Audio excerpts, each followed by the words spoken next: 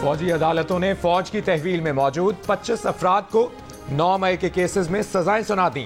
14 अफराद को 10 साल कैद, एक शख्स को 9 साल कैद, एक शख्स को 7 साल कैद, 2 अफराद को 6 साल कैद, 2 अफराद को 4 साल कैद, एक शख्स को 3 साल कैद और 4 अफराद को 2-2 साल कैद की सजा सुनाई गई है। सबसे ज्यादा 11 अफराद को जिन्ना हाउस लाहौर पर हमले के जुर्म में सजाएं सुनाई गई। 5 अफराद को पंजाब रेजिमेंटल सेंटर मर्दान हमला केस में, 2 अफराद को GHU हमला केस में, 2 अफराद को PAF बेस मियांवाली हमला केस में, 2 अफराद को मुल्तान कैंट हमला केस में, एक शख्स को ISI फैसलाबाद ऑफिस हमला केस में, एक शख्स को बन्नू कैंट हमला केस में और एक शख्स को चकदरा किला हमला केस में सजाएं सुनाई गई।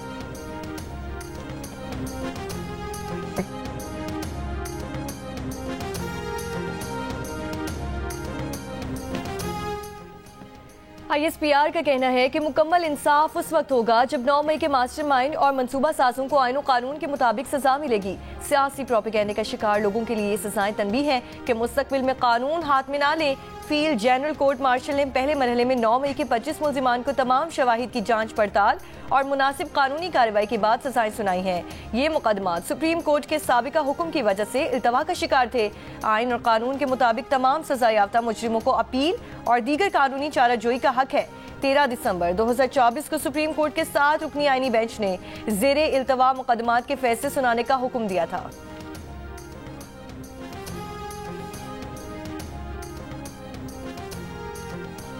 वज़ीर दिफा ख्वाजा आसिफ का कहना है कि कानून जब तक 9 मई के मनसूबा साज पर हाथ नहीं डालता ये सिलसिला खत्म नहीं होगा। ऐसे अनासर के हौसले वतन दुश्मन बढ़ाते रहेंगे। अभी तो जो कारकुन इस्तेमाल हुए कानून के हाथ उनके गिरेबान तक पहुंचे हैं। होना तो ये चाहिए था कि अमरीका और बरतानिया की तरफ फौरी इंसाफ होता। ताखीर ने मुल्जिमों और उनके सहूलतकारों के हौसले बढ़ाए। तारीख दिन की मजम्मत से भी गुरेज किया गया। मजम्मत ना करके शोहदा और गाजियों की तौहीन करने वालों को हीरो बनाया गया।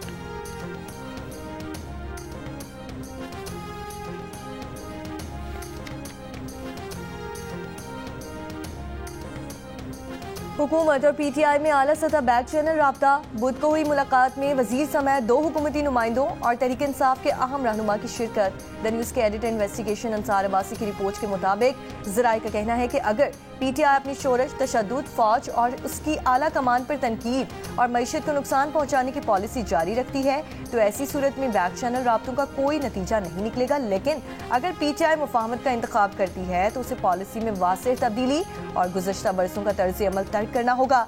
ज़राए के मुताबिक बानी PTI को इन बैक चैनल राब्तों की अहमियत का अंदाजा है और इस मुतालिक हतमी फैसला भी बानी PTI ने ही करना है।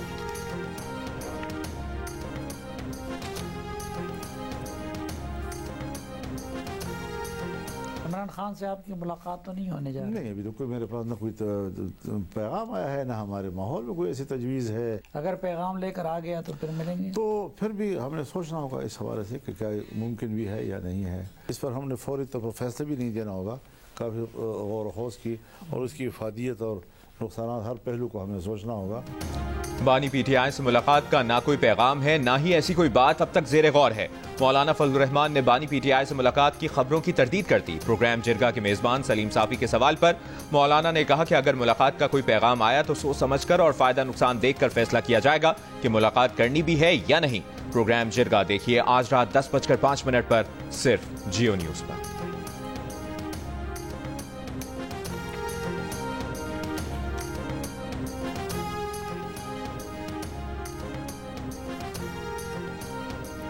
वज़ीर आज़म के मुशीर बराए सियासी उमूर राना सनाउल्लाह ने कहा है कि तहरीक इंसाफ के साथ हर मामले पर बात हो सकती है, लेकिन गारंटी नहीं कि कौन सी बात मानेंगे कौन सी नहीं।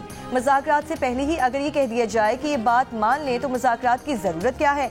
जियो न्यूज़ के प्रोग्राम आज शाहजेब खानज़ादा के साथ में गुफ्तगू करते हुए कहा, तहरीक इंसाफ से मुज़ाकरात के लिए कमेटी बनाने पर एक आध दिन में पेशरफ्त हो जाएगी। बानी PTI के खिलाफ 190 मिलियन पाउंड केस के फैसले का मुज़ाकरात पर कोई असर नहीं पड़ेगा। राना सना का कहना था कि मौलाना फजलुर रहमान के मुतालबात पर ऐसी सूरत हाल सामने आ गई है कि मसला जल्द हल हो जाएगा।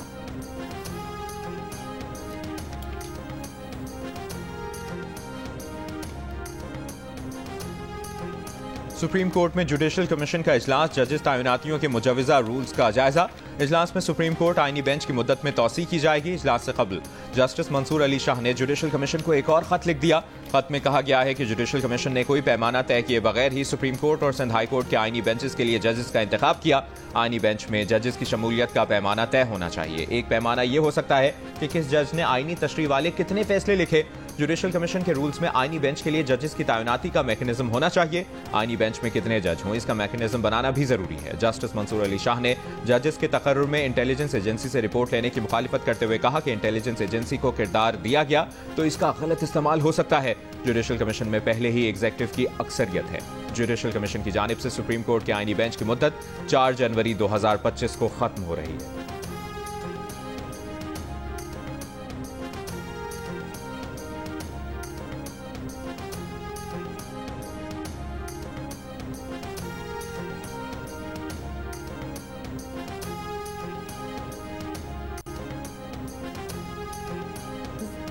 जिला कुरम में 74 रोज से रास्तों की बंदिश के खिलाफ शहरियों का एहतजाजी धरना। खुराक और दवाओं की फराहमी का मुतालबा।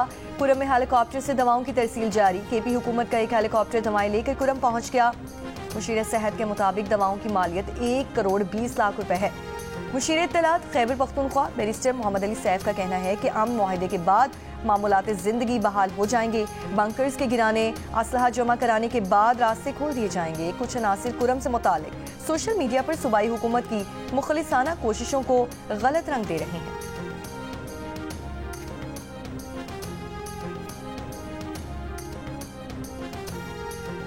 बुशरा बीबी की 26 नवंबर से मुतालिक 32 मुकदमात में 13 जनवरी तक अबूरी जमानत मंजूर। इंसदाद दहशतगर्दी अदालत रावलपिंडी में बुशरा बीबी पेश।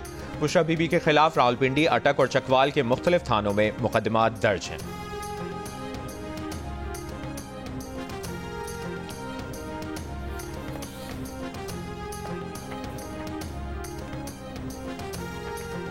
वज़ीर आज़म बगैर सबूत ब्यूरोक्रेसी को इंटेलिजेंस रिपोर्ट्स के रहमो करम पर कैसे छोड़ सकते हैं? ब्यूरोक्रेसी से खिदमत की तवक्को कैसे रखते हैं? इस्लामाबाद हाई कोर्ट ने इंटेलिजेंस रिपोर्ट्स की बुनियाद पर ग्रेड 20 के अफसर को तरक्की न देने का सेंट्रल सिलेक्शन बोर्ड का फैसला कलअदम करार दे दिया। बोर्ड की आइंदा मीटिंग पर दरख्वास्त गुजार की तरक्की का मामला ज़ेरे गौर लाने की हिदायत। तहरीरी फैसले में लिखा कि इंटेलिजेंस रिपोर्ट की बुनियाद पर कम मार्क्स वालों को तरक्की के लिए तरजीह दी जाए। एक रिपोर्ट में पटिशनर को करप्ट, दबाव में काम के लिए नामौजू, दूसरी में बदउनवानियों और महकमाना इंक्वायरी का जिक्र किया। कोई नहीं जानता कि इंटेलिजेंस रिपोर्ट्स को किस तरह इकट्ठा किया गया, किस तरह ऐसे शवाहिद का पता चला जो दरख्वास्त गुजार की शानदार सर्विस रिकॉर्ड से मुतसादिम थे। किसी इल्जाम पर दिफा का मौका न देना बुनियादी हुकूक की संगीन खिलाफ वर्जी है।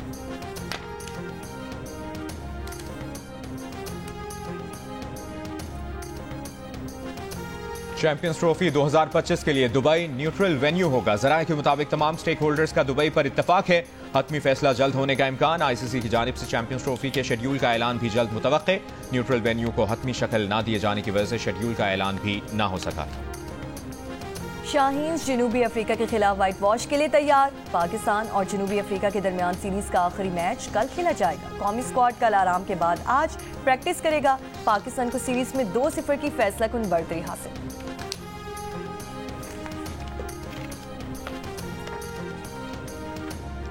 वफाकी वज़ीर दाखिला मोहसिन नकवी का लाहौर में पासपोर्ट ऑफिस का दौरा। शहरियों ने पासपोर्ट बनवाने के अमल पर इत्मीनान का इजहार किया। बताया 24 घंटे पासपोर्ट ऑफिस खुले रहने से रश खत्म हो गया है। वज़ीर दाखिला ने बाद शहरियों के मसाइल मौके पर हल करने के लिए अहकाम दिए।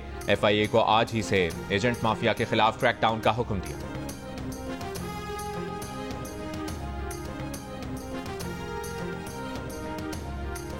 कराची से गैर कानूनी तौर पर बैरून मुल्क जाने की कोशिश नाकाम। इंसानी स्मगलिंग का नेटवर्क बेनकाब। FIA इमिग्रेशन ने विजिट वीजे पर मराकश आने वाले मुलजिम सद्दाम हुसैन को ऑफलोड कर दिया। तर्जुमान FIA के मुताबिक इब्तदाई बयान में मुलजिम ने बताया कि उसने मराकश से गैर कानूनी तरीके से स्पेन और इटली की सरहद पार करना थी। शेखुपुरा के एजेंट के जरिए 8 लाख रुपए में मराकश का वीजा हासिल किया। मुलजिम व्हाट्सएप पर 2 इंसानी स्मगलर से भी राब्ते में था। इंसानी स्मगलर से मुतादिद लोगों को गैर कानूनी तौर पर यूरोप भिजवाने के नाम पर लाखों रुपए बटोर चुके हैं।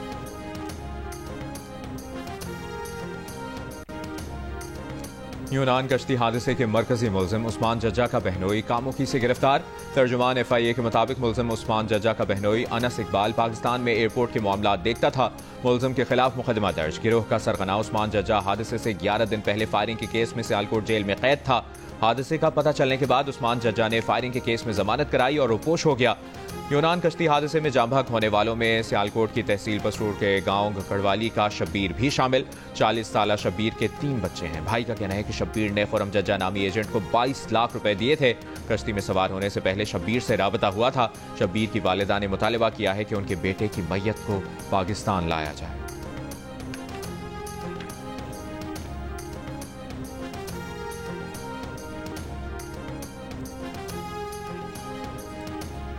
जिला खैबर के इलाके राजगाल में पाकिस्तान अफगानिस्तान सरहद से खवारिज की दरअंदाजी की कोशिश सिक्योरिटी फोर्सेस ने नाकाम बना दी। ISPR के मुताबिक सिक्योरिटी फोर्सेस की फौरी कार्रवाई में 4 खवारिज मारे गए। झड़प के दौरान खैबर के 22 साला सिपाही आमिर सुहेल आफरीदी शहीद हो गए।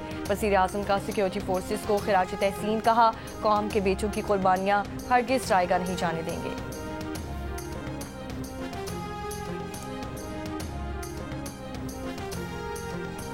मुल्क की तरक्की हमने अपने ही हाथों से रोक रखी है। 77 साल गुजरने के बावजूद भी हम तरक्की नहीं कर सके। मुल्क वसाइल से भरा हुआ है, तरक्की की कोई सूरत नजर नहीं आ रही। गवर्नर सिंध कामरान टिसोरी का गवर्नर हाउस में तकरीब से खिताब। कहा, कराची के नौजवान को 50,000 की नौकरी तक नहीं मिल रही। वफाकी वज़ीर तालीम खालिद मकबूल सिद्दीकी ने कहा, 77 साल में पाकिस्तान बनाने का मकसद तक पूरा नहीं किया। हमने आज़ादी की कदर नहीं की। तब्दीली दावों और नारों से नहीं आएगी, तब्दीली जदीद टेक्नोलॉजी पर अमल करने से ही आएगी। कराची में डाकुओं ने एक और जान ले ली। बनारस फ्लाईओवर पर मोटरसाइकिल छीनने के दौरान नौजवान को कत्ल कर दिया। अपनी मोटरसाइकिल छोड़कर फरार हो गए। 35 साला जमाल की 2 हफ्ते बाद शादी थी। मकतूल के भाई का कहना है कि जमाल ने नई मोटरसाइकिल खरीदी थी और दोस्त के साथ चक्कर लगाने निकला था। शहर में रवा बरस डकैती के दौरान कत्ल होने वाले अफराद की तादाद 110 से ज़ायद हो गई। मुल्क में ऑनलाइन फ्रॉड के वाकयात में तेजी से इजाफा। सोशल मीडिया ऐप्स और व्हाट्सएप अकाउंट हैक करके blackmailing. Online money transaction apps hack करके शहरियों को हजारों और लाखों रुपए से महरूम किया जाने लगा। एक कॉल वसूल करने या एक मैसेज का जवाब देने से कई अफराद अकाउंट्स खाली होने की वारदातें भी होने लगी। ऑनलाइन गेम्स भी फ्रॉड का जरिया बन गई। ये ऑनलाइन वारदातें कैसे हो रही हैं और इनसे कैसे बचा जा सकता है? मुतासरीन की आप बीती, हैकर्स के हथकंडे और इनसे बचने के लिए माहिरीन की आरा जानने के लिए देखिए जियो न्यूज की खुसूसी ट्रांसमिशन शाम 4 बजे सिर्फ जियो न्यूज पर। बलूचिस्तान के शिमाली अजला में मौसम शदीद सर्द। दर्जा हरारत नुक्ता इंजुमात से नीचे। तालाब, जौहर और सड़कों पर पड़ा पानी जम गया। कल्लात में दर्जा हरारत -6, कोयटा और ज़ियारत में -5 degree centigrade record. Gilgit Baltistan, Azad Kashmir की वादी नीलम में भी शदीद सर्दी के बायस दरिया, झीलें, चश्मों का पानी जम गया। हंगू में मौसमी बीमारियों में इजाफा। कराची में दर्जा हरारत 9 डिग्री सेंटीग्रेड रिकॉर्ड। पंजाब और खैबर पख्तूनख्वा में मौसम खुश्क और सर्द। अब से कुछ देर पहले तक पेशावर फ़ज़ाई आलूदगी से मुतासरा शहरों में पहले, लाहौर 294 एयर क्वालिटी इंडेक्स के साथ दूसरे नंबर पर। लाहौर का कम से कम दर्जा हरारत 4 डिग्री रिकॉर्ड। शहर में पीर को बारिश का इम्कान। स्मॉग में कमी मुतवक्किल। गैस तो है ही नहीं, आती ही नहीं है गैस आती ही नहीं है तो हम चलाएंगे कहाँ से? पूरा दिन गैस नहीं है। ये गैस वाले बोलते हैं भाई हमारा गैस का बिल इतना ज्यादा कर दिया, इतना ज्यादा कर दिया, देते कुछ भी नहीं। गैस होती ही नहीं, बस वो ये लकड़ियों पर ये जुगाड़ कर रहे हैं, ये काम कर रहे हैं, LPG पर काम चला रहे हैं। तो रात में जाता था, अब तो दिन में भी गैस जाता है। इतना सिलो काम होता है। गैस आ ही नहीं रही है। एक चाय चढ़ा देते हैं, 2 घंटे तक चाय नहीं बनती है। स्कूल के वक्त जब हम कहते हैं अपनी माओ को कि नाश्ता बना दें तो सब सुबह के टाइम पे गैस नहीं होता है। सर्दी में इजाफे के साथ ही मुख्तलिफ शहरों में गैस की लोड शेडिंग, कम प्रेशर की शिकायत। शहरी परेशान, लकड़ियां और गैस सिलेंडर इस्तेमाल करने पर मजबूर। खवातीन ने खाना पकाने को चैलेंज करार दे दिया। हैदराबाद, जैकबाबाद में शहरियों ने 6 घंटे गैस आने का कहा। LPG की कीमतों में इजाफे की शिकायत की। हैदराबाद में सिलेंडर की कीमत 300 रुपए तक बढ़ गई। कोयटा के मुख्तलिफ इलाकों में मरम्मत के लिए आसुई गैस की फराहमी मुअत्तल।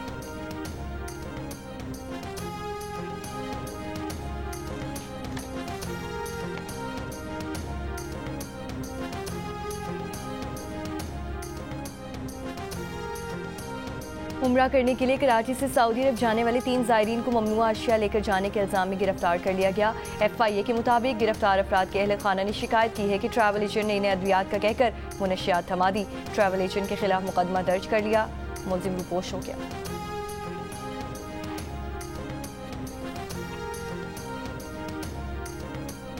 सुरजानी टाउन कराची में खातून पोलियो वर्कर को हिरासत करने का मुकदमा दर्ज, मुलजिम गिरफ्तार, तफ्तीश जारी। पोलियो वर्कर के मुताबिक वो 18 दिसंबर की दोपहर एक फ्लैट में बच्चों को पोलियो कतरे पिलाने गई तो एक शख्स बेलिबास होकर सामने आया और हिरासत किया।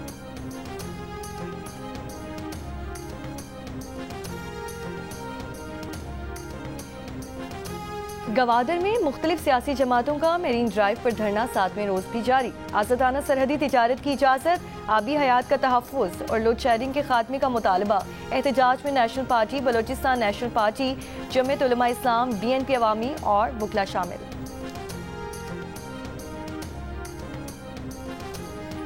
हैदराबाद में सिंध के तरक्की पसंद शायर के नाम से मौसूम शेख अयाज मेले का दूसरा दिन। मेले में सचल से शेख अयाज, अमन के इम्कानात समेत दीगर मौज़ूआत पर मुकालमे और सेशंस होंगे। नूरुल हुदा शाह, मेहताब अकबर राश्ती समेत दीगर अदबी समाजी शख्सियात की शिरकत मुतवक्के। शेख अयाज के हवाले से पेंटिंग्स की नुमाइश और किताबों के स्टॉल्स भी लगाए गए।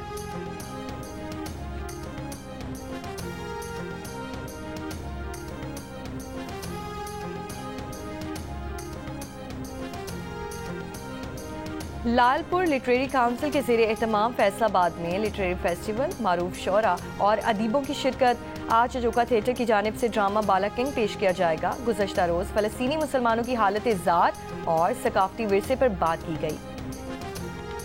कौमी तराने के खालिक, मकबूल शायर और अफसाना निगार हफीज़ जालंधरी की बरसी पर उन्हें मद्दाहों ने बहुत याद किया। कोई भी मुझे स्पार में मारता है या कुछ करता, मैं जाके नोट करती हूँ, फिर जब तक उसका बदला ना लूँ मुझे सुकून नहीं आता। फिर फिजिकल लड़ाई में ही करती ना, आप नाम नोट बातें करने से तो नहीं कर लेती ना नाम नोट? नहीं नहीं नहीं। मेरा नाम है फाद मुस्तफा, ठीक है, नोट कर ले। मिक्स्ड मार्शल आर्टिस्ट अनीता करीम बनी हसना मना है में मेहमान। प्रोग्राम देखिए आज रात 11:05 पर सिर्फ जियो न्यूज पर। और मारूफ मॉडल, अदाकारा और द लेजेंड ऑफ मौला जेट की मुक्को माहिरा खान की सालगिरह मुबारक। आज 40 बरस की हो गई।